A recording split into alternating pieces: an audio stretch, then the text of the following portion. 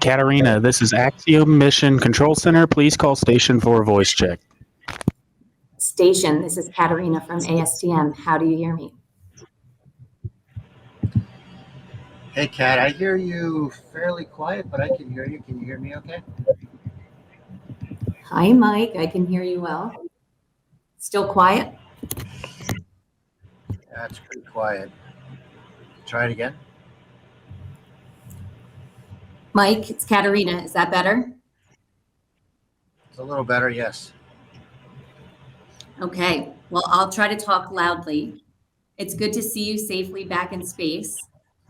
Thank you for taking the time to talk with us today. We are all excited to hear about your latest adventure. For those who may not know, Michael is the immediate past chair of ASTM International Committee F47 on commercial spaceflight.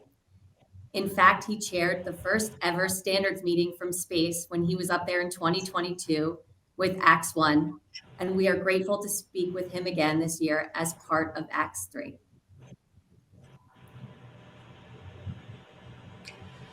Thanks, Kat. Good to be with you. I'm not sure who's on the call. I understand it's supposed to be Andrew and Fergie, and you, of course. But it's a pleasure to welcome you here aboard the ISS. I think you know I'm in the Columbus module. You can see the Swedish flag behind me, so I'm sort of in Europe on the International Space Station. But it's a pleasure to be back here. We hit the ground running a couple of days ago when we docked, and it's been all out ever since. It's really a pleasure to be able to experience this, especially so quickly after the last flight. Unusual for an astronaut. Well, I think I probably know the answer, but what is the best part of being back in space on the International Space Station? I don't think there's just one answer. To me it feels kind of like home. I've used this analogy before, but it's like coming back is like visiting your parents in the house that you grew up in, especially between Expedition 14 and AX1. It was like they had remodeled it a few times, so it looked a lot different, but some aspects of it were exactly the same. So that familiarity is very comfortable. Obviously, the launch sensation, the sensations of floating and looking out the window, they never change. It's great. And I think every time I appreciate more and more just how effortless it is to move around here. You just push off, going through the lab especially, which is kind of a long, relatively open space. You can aim yourself from one end to the other and just go super slowly, and nothing stops you. It's unnatural, but it's great. I guess it's the most natural, but we're just not used to it. Yeah, very cool. I'm just guessing that never gets old. Well, speaking of the Dragon, was the ride up any different than last time? Well, I think a lot of spaceflight relies on repeatability. Like, you want things to be the same each time, and I would say this is no different. I noticed a few things that are slightly different, which is probably much more a function of me being more aware or aware differently than I was the first time. I felt a little bit more what I call rumbling in second stage, which I don't remember from the first time. But by and large, it was the same. You just can't imagine the sense of power that you have when rockets are propelling you at that kind of acceleration for so long, and then you go from 0 to over 17,000 miles in less than 9 minutes. So it's a lot of acceleration. It's fun. Yeah. Well, watching it, obviously the teams and you make it look, so easy and so simple, but we know that a lot goes into that. Well, in addition to those differences, I understand you're also, oh, go ahead. That's all right. Go ahead. Okay. In addition to those differences, I understand you're also working on some new things this mission. Can you tell me about the AX3 mission to date, and what are some of the things that you've been working on? Yeah, so as I think you know, we have an Italian, a Turkish, and a Swedish astronaut on board, and each of them brought their own complement of experiments. I can give an example. Yesterday, I was working pretty closely with Walter, who is the Italian guy, on a couple of things. One is basically our job is to put samples under a microscope, and then the microscope is controlled by the ground. But these are beta amyloids, which are sort of cells that they're studying degenerative brain tissue. And then another one is one where we had to activate some other cells by releasing a fluid into them, and they end up going to freezer. So we're constantly taking things out of cold storage or warm storage and putting them in other places to do different things with. Today I was with Alper, the Turkish guy. He's doing an experiment with some plants that are in petri dishes, and he applies some solution to the petri dishes, to the leaves. They're tiny little plants, and then they will be clipped and then studied for changes compared to a sample that's on the ground that's being conducted at the exact same time. And Marcus has a few toys in here that I can't really show you, but he's doing a lot of things about robotics that are being controlled by the ground, and also some things that are he's controlling up here, a little sort of like an assistant, but not a virtual assistant, like a real assistant who talks to you and someday will be able to do tasks for you. So every mission brings new opportunities, and it's part of what Axiom's trying to do, right? Is to expand not only the people that we bring up here, but also the research from different parts of the globe and different areas of science and technology. Mm-hmm. Really impressive. Well, we do have Chris Ferguson on here, and he's going to take over the next couple questions. So I'm going to turn it over to him, and you'll just let me know if you're having any trouble hearing him. Okay, Mike? Okay. Chris, over to you. Okay. Hey, LA, it is great to hear your voice from space again. Congratulations on yet another successful visit to ISS. How do you hear? I hear you readable. Good to hear your voice too, Fergie. Okay. Hey, can you talk a little bit about what it's like to be the commander of AX-3, a private astronaut mission, as opposed to what it was like to be the commander of the ISS a few years ago? Yeah, it's similar, but it has quite a few differences. I think the biggest one is on these missions, my job is really to ensure the success of my crewmates' missions.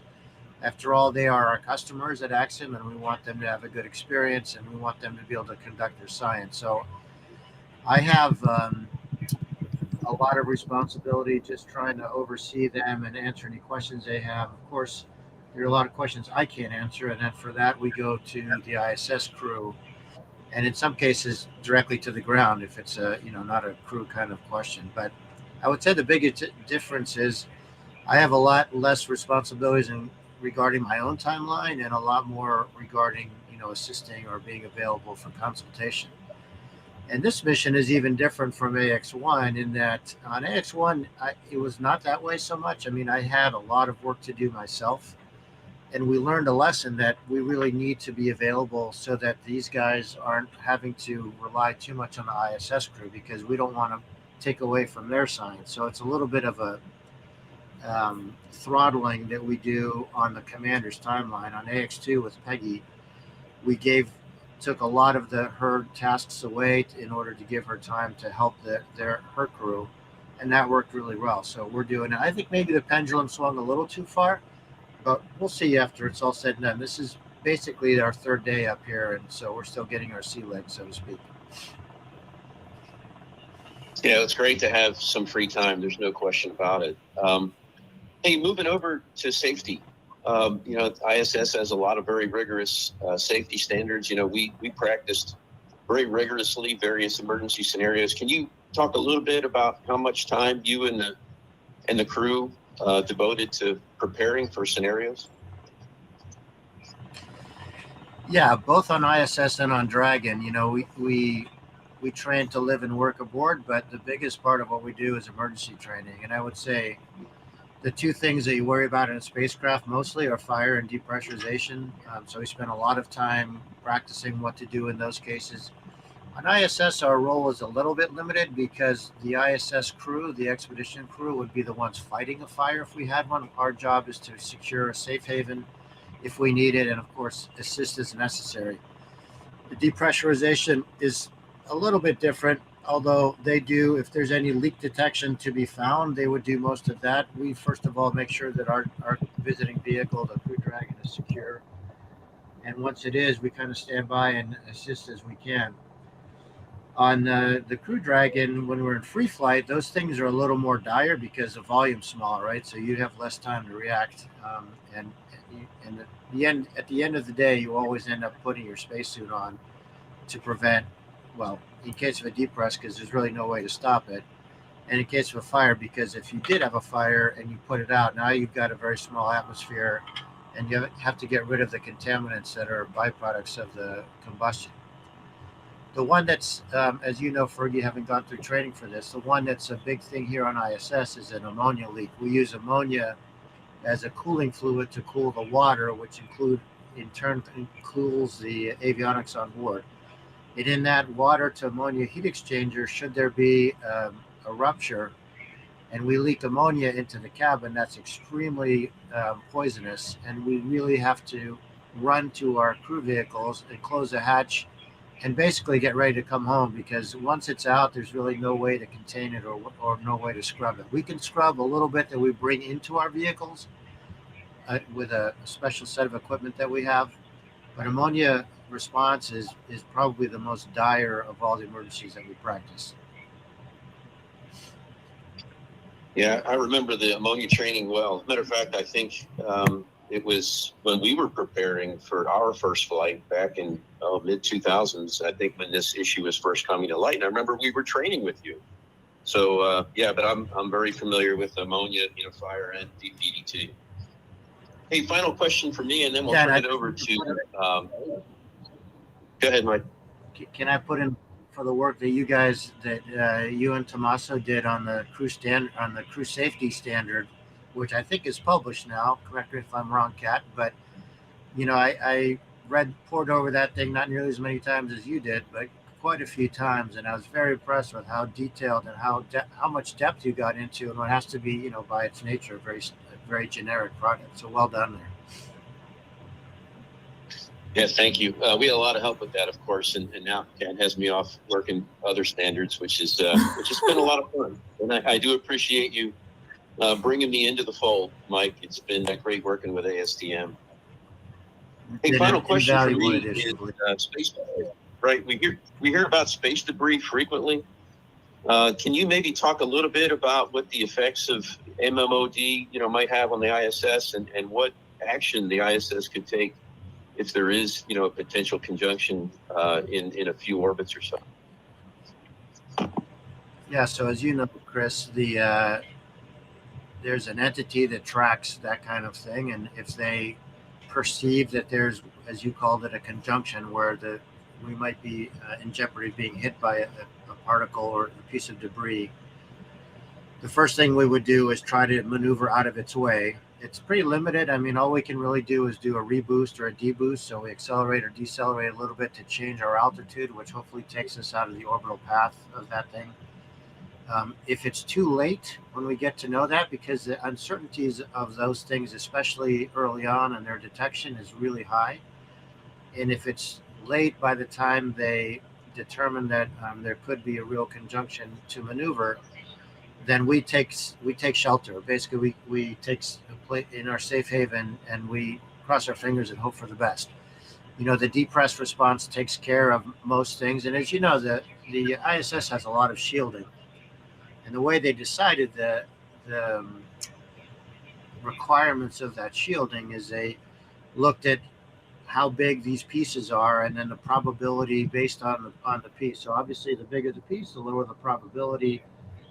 And as you get smaller and smaller and smaller, once you get below a certain size, then there is a higher probability. And I don't remember the exact numbers, but we called it PNP, probability of no penetration. And that had to be like a lot of nines.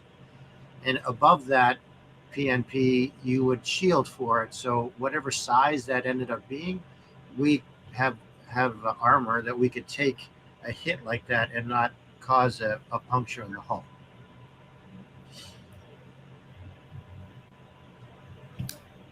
Hey, thanks, Mike. We sort of appreciate your insight there. That's all for me. Again, Mike, I just want to congratulate you again on your trip back up there. It is always great to see you in space. At this point, I think Andrew is going to come on, and he's got a couple of questions for you as well. Andrew, do you have a gavel in your hand? You're the chair. Congratulations. Well, thank you very much. I've got some big shoes to fill since you left the chair seat to myself. So we're trying to do as good a job as you did, Mike. Sorry for talking over you. I said I think Fergie has bigger shoes to fill than you. Yeah, well, thank you. So, we've been talking a lot about safety and emergencies. Can you walk us through what an emergency evacuation call actually looks like? So the two Dragon vehicles are docked to the very front end of the ISS, one on the forward port and one on the zenith port, and then the Soyuz is docked on the very front of the Russian segment, which is quite a bit farther aft. They the Russians spend most of their time in the Russian segment, and of course the rest of us here in the U.S. operating segment. And in the case of something that required an immediate evacuation, if it's an ammonia case, you're putting on a breathing mask, and you're basically hustling into your vehicle and closing, in our case, closing two hatches behind us. One is the hatch that belongs to the space station proper. And then after that, there's another hatch at the very front end of the docking compartment. And then we have our hatch, which is on the Dragon side. And then we basically we transfer our mask to a different breathing source. And then we measure how much ammonia we have in the cabin. And if it's above a certain amount, we have a big fan that we activate with a filter that'll scrub it out. So really the evacuation procedure is get to your vehicle as soon as you can. We actually have, like on airlines where they talk about the exit pathway lights on the aisle, we have similar things. They're actually reflectors that point to the various vehicles. So if it gets dark for whatever reason or smoky, then you can see these things pretty clearly, and they lead you, it's like a yellow brick road, back to your safe haven. So, Mike, we're running a little bit close on time, so I'm just going to wrap it up. Is there anything else of note that you'd like to share with us?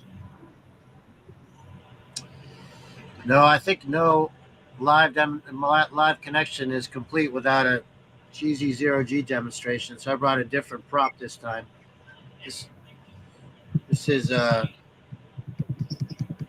Mark 1 Mod 0 drinking water, which I filled from our hydration station and put a drinking straw. You see the straw has a valve to keep it closed when I'm not using it. And when I want to use it, I open it up. I usually do so with my mouth on the end, but in this case, I'm going to do it here.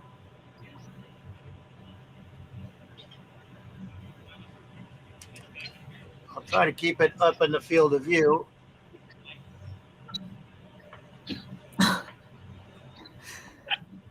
Not working. I'm just going to drink it. All right, so that's proof I'm really in space. Awesome. I love it. Thank you so much, Mike. It's great chatting with you. Good to hear your voice, Fergie, Andrew, and Kat. I hope you guys can get the train back on the tracks now that I'm not involved anymore, and keep pumping out some standards. Doing great work, and the industry really appreciates what you're doing and making it better for all of us. So my hat's off to you. Thanks. That was wonderful. Thank you so much, Michael, for taking the time out of your schedule to speak with us. I know we've all enjoyed seeing you up there in your element and learning more about the mission and safety standards on the International Space Station. We wish you the best on the rest of the AX-3, and we'll see you back here on Earth. Kat, I know that was I know that you read Go ahead, that Mike. because I've never heard you call me twice.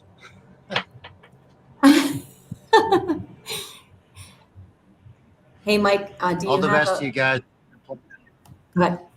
What were you gonna say? Nope, go ahead. I'm sorry. No, I was just gonna say it's been a pleasure, guys, having you guys on board here, and I wish you all the best. Enjoy the rest of the day. Thank you. Can you give a special shout out to our friends here in Louisville, Kentucky that are at committee week?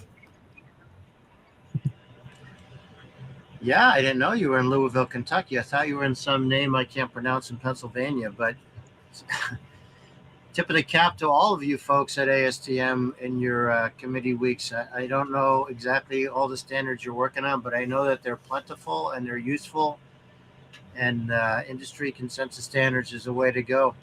And thank you very much for all the work you're doing. Great. Awesome. Thanks, Mike. Take care. Get home safely. Thanks, Kat. See you all. Bye-bye. That concludes the event. Thank you to all participants.